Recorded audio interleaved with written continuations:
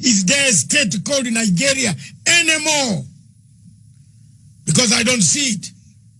It has fallen to bandits, hostage takers, kidnappers, Boko Haram, people coming, corruption, people coming in the southeast killing people. The people of Onitsha. I have a friend in Onitsha who always documents everything. And by the way, Buhari, I'm also an international lawyer. I'm waiting for Fatou Bensouda to leave the scene.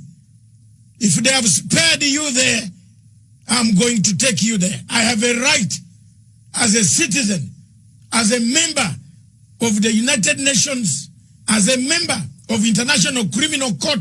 My country has signed a signatory to ICC. I'll deliver you there. It doesn't need a Nigerian to deliver you in the ICC. So take notes on this show and understand we are not joking. You might joke with Nigerians whom you cut their limbs off every day. But some of us are going to take serious international channels to make sure that you land in, whether you wait as a president today or a former president, you will be answerable to the atrocities that you have committed against the people of Nigeria and the Biafran people. Thank you very much. My guest today in the studio, whom I'm interviewing, this is the general headquarters of Punchline Africa Television. We want to take the opportunity to thank the government of Republic of Kenya, the East African community, the African continent, for listening to our plea, giving us the freedom to discuss issues that destroy Africa. We have no regrets for stating statements truthfully what is going on in Africa. The truth is that there is no Nigeria anymore. And if Africans are waiting for Nigeria, and they go to AU and they say, we have Nigeria, we have Buhari, maybe we have Buhari 6.1 feet, but we don't have Nigeria. I have no good words. His Excellency, President Buhari, has to pull up his socks. We are crying for the Nigerians, for the state of Nigeria. It is collapsing. The killings, the murder, the rape, the defilement, the destruction of property, the slaughter of youth, because of one thing they ask for, freedom to express themselves, is what makes me very upset. But let me cool down and I come to my guest. My guest today is Mr. Mazi Nnamdi Kanu, the leader of indigenous people of Biafra.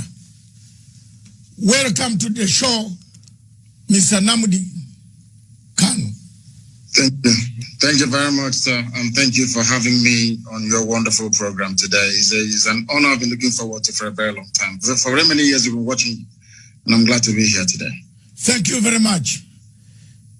Today, we are honored, and we want to start off by giving you a chance for us to know you, because many of my people in Kenya, and as you are aware, Kenya is a member, is the chairperson of Africa Peace Security Council. The authorities in this country, Kenya, are watching. They want to know the difficulties that you have. Two, Kenya also has a lot of Nigerian refugees who have come to Kenya to apply for asylum, especially from the southeast of the Biafran area. They are here, and we should not keep quiet and tell lies. There are many here. They want to know in East Africa, in Uganda, in Tanzania, in Zimbabwe. I've found very many of them. Zimbabwe has given them a lot of asylum. We want to know you. Who are you, sir? I am Mazi Nnamdi Kanu, the leader of the indigenous people of Biafra. IPOB. I represent every aspiration and hope that over 70 million people harbor all over the world. Our job is to restore Biafra in peace and not in pieces by seeking a very simple route via a UN supervised referendum or plebiscite, as the case may be. We are here to restore our land to the way it was before the white man came. What we are doing is nothing against Nigeria per se. What we are trying to say is Nigeria as presently constituted is not working, and we are doing all we can to try to raise the levels of human development, of our understanding, education, health sector, the economy, and all the rest of it. If we continue to remain in Nigeria, not just are we going to suffer, but the whole continent of Africa is going to suffer as a result, as a consequence of the ineptitude, the corruption, the backwardness, the retrogressive mindset of the people who are presently in charge of that very place. Initially, most people tend to see us as not being Pan-African enough. I am a Pan-Africanist. I believe in the unity of the African states. My preference will be for Africa to have one nation, one government, one people, even one language if that is possible. I am a subscriber to the very fine influence of Kiswahili amongst the people of East Africa. And I wouldn't mind if that were to be the lingua franca for sub-Saharan Africa. I don't mind at all. But we must face reality and we must face facts. We as Africans are tribal by nature. We are ethnic by nature. That is why every Christmas, every Easter, every celebration that we have, we go back to where we come from. We go to our villages. We go to our town. That is who we are. And we're not going to deny that. What we are trying to do is to reassert who we are before the white man came and destroyed every vestige of honor and dignity that we once had. And in Biafra, we are going to restore that. And from Biafra, the rest of Black Africa will also be free. Thank you very much. Thank you very much for explaining the position of Pan-Africanism. Because critics talk about, as much as we are Pan-African station, we always talk about Pan-African unity. But I've argued my case before the AU, and they said, you cannot talk of Pan-African unity. One part of Africa is bleeding. How that cannot be. In Nigeria, there's one part bleeding. In Gabon, Cameroon, there's one part bleeding. We can't talk about Pan-African and leave people who are bleeding. I am happy that you have touched the word Pan-Africanism. Many Africans, including your former leaders, have said Nigeria needs rearrangement. I picked something from you. I want to see this rearrangement. What is this? Babangida, former President Babangida said Nigeria needs rearrangement because it can't work anymore. The marriage cannot work. It is true that the marriage cannot work. It is true that the people, the Igbo, are discriminated. When they go to Abuja, they are told go home. Where yet the home is Nigeria. Abuja is Nigeria. I've done investigative work undercover, and I've discovered all these things. I'm not being told by you, but I've been with my Nigerian people who have actually ended up being discriminated in their own country. So given this scenario, I want to find out from you, from what perspective do you think Africa should come in, the whole of Africa should come in to bring the plight of the Biafran people, the indigenous people, whom you have been fighting for? How do we come in as Pan-Africans? How you can come in is by doing what very courageous leaders in Africa did in relation to the case of South Sudan. Because in the case of Nigeria, the center can no longer hold. Everyone knows, the whole world is aware of the fact that we are ideologically, psychologically, culturally, religiously, and socially diverse. There is no meeting point. It's a very good thing that you talked about East Africa, for instance. In East Africa, there is some semblance of cohesion because Kiswahili is the lingua franca. Perhaps somebody from Uganda may understand somebody, or should I say some people from Tanzania. Some Tanzanians may be able to understand somebody, let's say, from Rwanda, because they speak the same language, they have the same understanding. So that is the basis for building something called a national cohesion. In the case of Nigeria, that is conspicuously absent. It doesn't exist. Now, the fact of the matter is this. Africa, the way it is presently set up and constituted, are merely colonial constructs, where you have people coexisting happily together. Perhaps they are very fortunate. In the case of West Africa and Nigeria in particular, I have nothing, and I repeat, nothing in common with your average Fulani person. I have more things in common with even a white British person than I do with a Fulani person. I mean, we have nothing in common. Their value system is markedly different from ours. We cannot see eye to eye. I give a very simple example. The recent case of the banning of the movement of cattle on foot in the southern part of Nigeria, for instance. In the north, that is a normal thing for them to have. But in the south, it is absolutely strange having people walking around your neighborhood with AK-47. At the slightest provocation, they kill people. That type of culture is alien to those of us from the south. And that's what we are trying to say. And it's a very good thing that we are not alone in seeking for a distinct, or should I say, separate identity. Our Oduduwa, our Yoruba brothers are also asking for the same thing, because they too have come to the realization that this Nigeria is unworkable. The Middle Belt is doing the same thing. It is not born out of hatred for anybody. That is the mistake that people keep making all the time. Most analysts and, should I say, news journalists tend to think that somehow we hate Nigeria. Of course, that is not the case. What we deplore, what we detest and cannot live with is the level of hypocrisy, the level of ethnic jingoism going on, being, of course, perpetrated by the Fulani people. And this is what I want all Pan-Africans to be able to see, that Biafra will be there piloting and moving the affairs of the whole of Africa forward. Because we have said it repeatedly, without Biafra standing on its own, the rest of Africa will continue to suffer and to flounder. And for us to be able to get to where we are supposed to be to, there has to be a very comprehensive and holistic rearrangement of the present state of Nigeria. You are well aware. I ask you to go and read at the comments and statements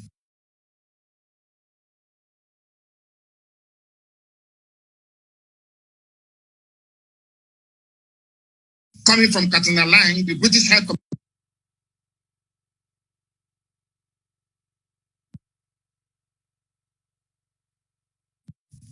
Every international norm and diplomatic protocol. That's what is happening in Nigeria. Nigeria doesn't exist as a country. It's not a nation. It's not a state. Nigeria is just a merely business enterprise. That everyone with a vested interest in Nigeria, by which I mean most European countries with their companies in the oil and gas sector in Nigeria, all they want to do is to exploit and to take away without adding anything in. Ogoni hasn't been cleaned up. People are dying in River State, right across from Igbocha and then the coastal region. Everywhere you go, there is mayhem and disorder. In Lagos this morning, the same thing. Everywhere you go to, Nigeria is crumbling because there is a palpable agenda of the Fulani Janja with Caliphate to take over the lands belonging to indigenous populations. And we have said no to that. We're not going to allow it, and we're not going to have it. Okay. Thank you very much. You brought me to a very serious question. A question that has been nagging both the locals, Africans on the continent, and the question of external darker forces. You have just mentioned people who are running the show, the oil companies, for example. They are watching. They have never raised anything on BBC, CNN, or international agencies. We don't hear, apart from we struggling as Africans ourselves. These agencies are not helping to say there are human rights abuses in Nigeria. For example, Nigeria, the American embassy closed its consulate in Abuja because of the huge numbers of people applying for asylum to go to the United States. But American embassy did not go far, and the American government did not go far to condemn and put sanctions on Buhari for failing to contain the malaise that has killed Nigeria.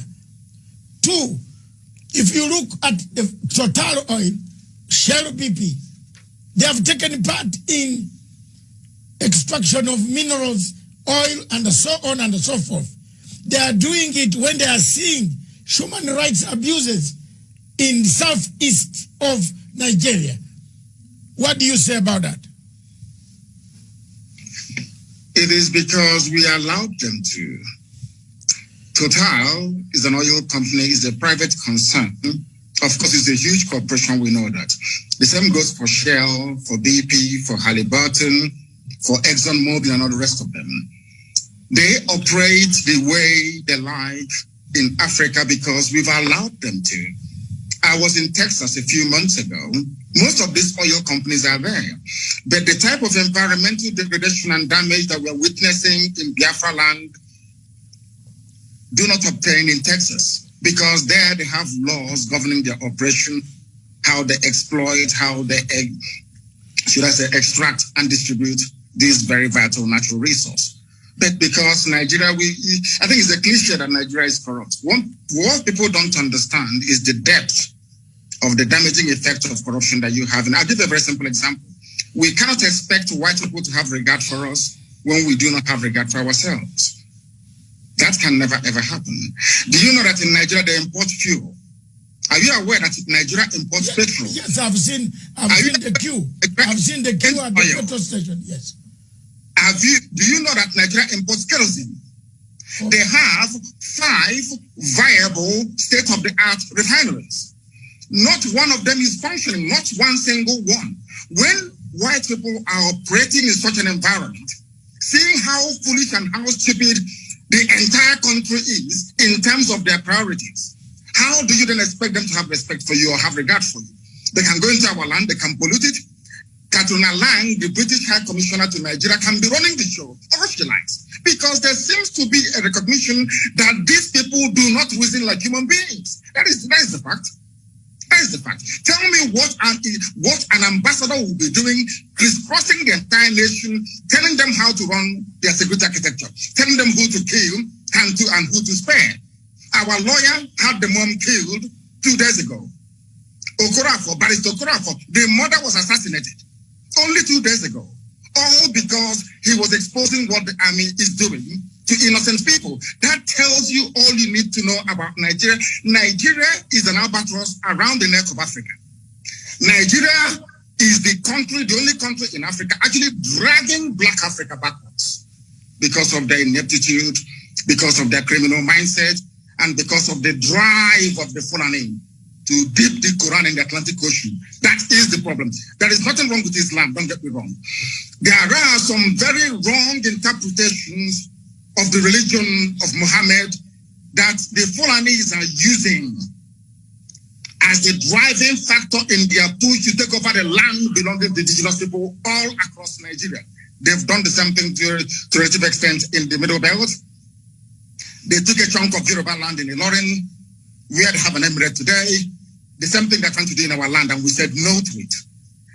And the whole world is there. The US mission is in Nigeria. The UK is in Nigeria. EU is in Nigeria. The UN is in Nigeria. And there is wholesale murder and slaughter of people going on in Biafra as I speak to you right now. This very minute. The same people, they claim they know where Boko Haram is from where they launched the attack. The same country is openly supporting ISIS in West Africa.